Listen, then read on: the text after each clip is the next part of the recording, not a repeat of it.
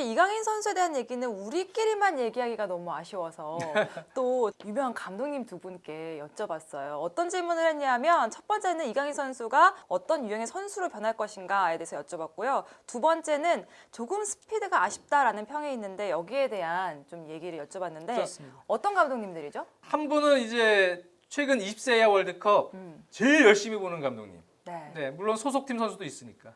앱서울의 최용수 감독님이시고요. 네.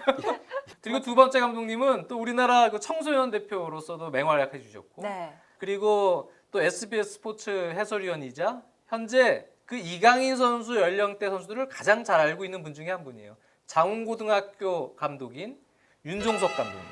네, 그 고3 나이 때 선수들의 성장을 잘 보고 있는, 잘 알고 있는 감독입니다. 그래서 윤종석 감독님까지 해서 두 분에게 저희가 공통 질문을 드렸죠. 네, 한번 그러면 두 분의 이야기를 들어보겠습니다. 이런 그 옛날 브라질 전성기 때 그 둔가, 스페인의 그 과르디올라, 이태리의 피를로 같이 정말 이런 경기를 조절해 줄 수 있는 그런 역할이 강인이가 그쪽으로 갈 것 같아. 볼 타치를 하는 수준이나 볼 없을 때 움직임이나 또 볼이 왔을 때 벌써 이미 이 친구는 뭘 해야 될지를 알고 있는 거야.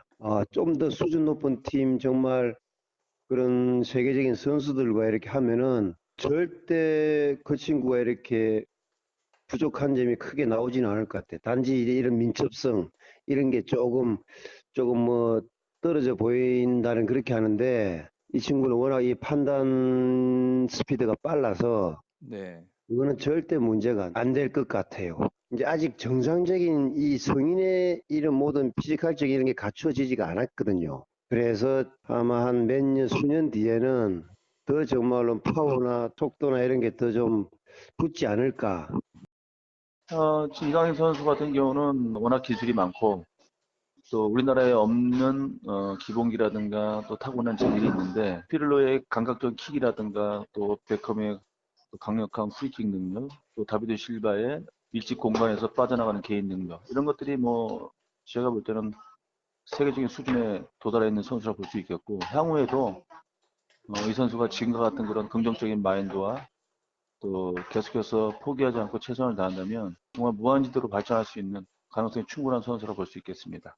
지금 뭐 냉정하게 우리가 그 아이를 따지기 좀 어려운 부분이 있지만 지금 고등학교 3학년으로서 갖춰야 될 어떤 기술적인 부분은 뭐 말할 수 없이 훌륭한 선수긴 분명한데 굳이 스피드에 대한 부분을 우리가 꼽자면 사실 스피드는 타고나야 되는데 사실 강인 같은 경우는 폭발적인 스피드를 타고난 선수는 아니다. 그렇지만 지금 현재 성장기에 있고 앞으로 성장 가능성이 있기 때문에 어떻게 이 아이가 더 성장하고 발전하느냐에 따라서 스피드 변화는 충분히 가져올 수 있고 또 스피드를 이길 수 있는 게 결국은 머리가 더 빨라야 된다. 인지 능력이 뛰어나기 때문에 그걸 충분히 커버할 수 있다. 이렇게 판단할 수 있겠는데 이제 없는 스피드를 90 만들 필요는 없다고 생각하거든요. 본인의 장점을 극대화한다면 스피드는 뭐 큰 문제가 되지 않을 거다.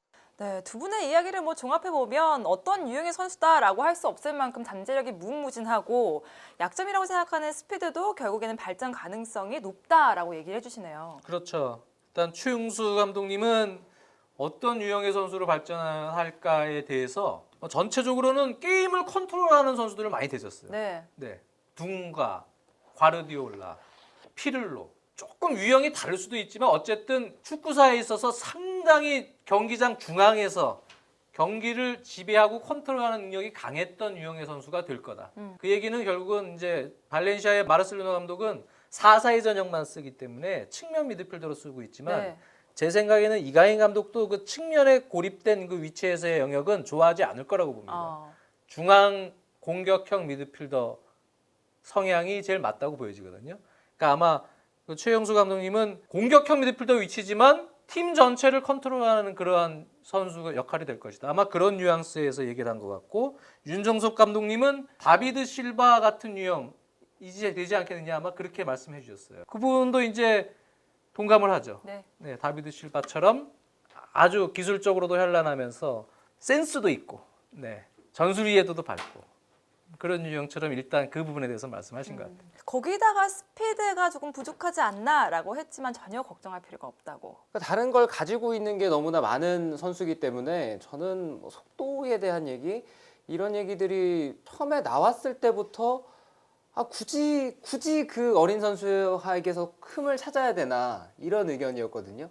항상 우리가 어떤 선수를 평가함에 있어서 분명히 좋은 포인트들이 있어요. 좋은 포인트들이 있고 더 발전시킬 수 있는 포인트들이 있고 지금 가지고 있는 것만으로도 충분히 성인 무대에 적응하고 또 해결할 수 있는 그런 능력을 가지고 있는 친구들이 있는데 그 속에서 보완해야 될 부분이라든가 이런 부분들이 좀 안 돼서 힘들지 않을까라는 판단들을 먼저 하는 일부의 목소리가 저는 그렇게 유쾌하게 받아들여지진 않아요.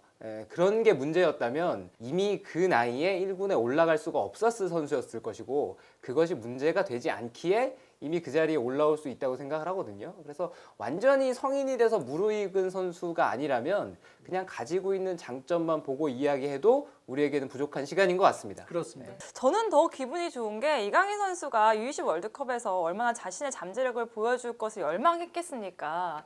또 해외 구단들이 많이 보고 있잖아요.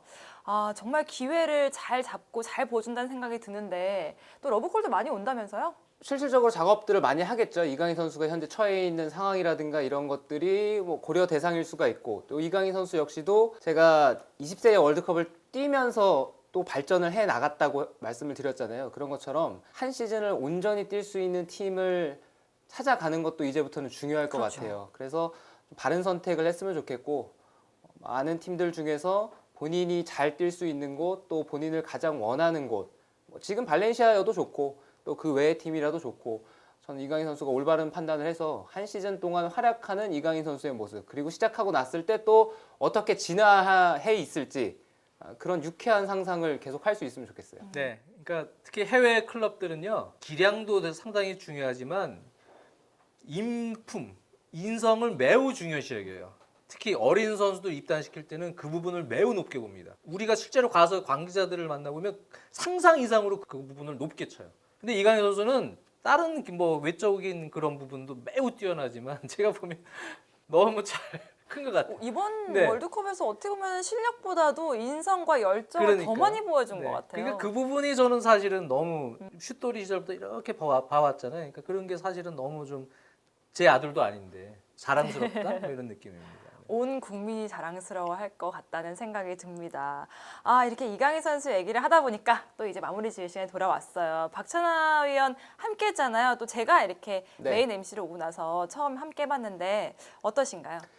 새로운 시간이었고 저는 원투퍼츠에 가끔 리저브로 나왔지만 또 정순주 아나운서는 처음이었는데 그래서인지 더 유쾌하고 즐거웠던 시간이었던 것 같아요. 그런 것 같습니다. 어쨌든 이제 마무리 지을 텐데요. 하나 또 저희가 여러분께 얘기해 드려야 될 게 있죠.